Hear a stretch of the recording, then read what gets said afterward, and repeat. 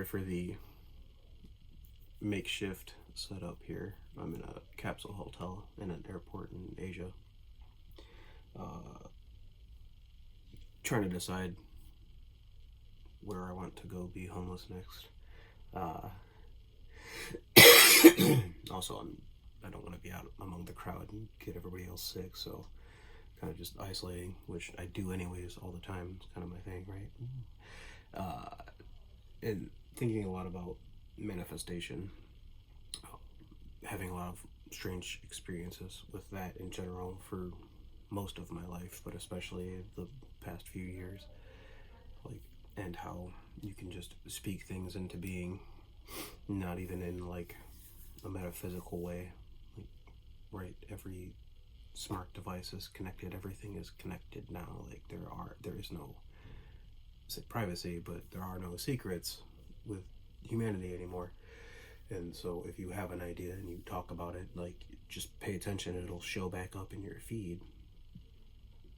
It'll show up in the media of the things that you enjoy the most, possibly, or at least that has been my experience. I've actually got a tweet here about it, like the more metaphysic aspect of it. Let me see. It's like I think of it like attenuating the waveform, a psychogenic actualization of internal holography expressed through the malleable substrate of reality, definitionally a projection through the two-way aperture of our individual perceptions, each spatio-temporal vectors coalescing and branching, unfurling the simultaneity into relativistic points on the grid, resonating at the quantum through a shared oscillation of experiential qualia and relative brain chemistry, all our minds entangled by light from a shared source. Like, each of us as an individual is a point on a grid, and if that grid is the malleable substrate of reality, that as each of us as points on that grid oscillate and coalesce and align, it allows us to collectively reshape that grid. Like, I genuinely think that there's probably truth to that, but like I said, even in terms of like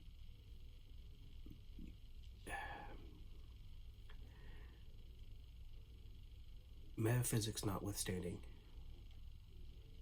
we carry smartphones on us at all times, listening to everything we say and do.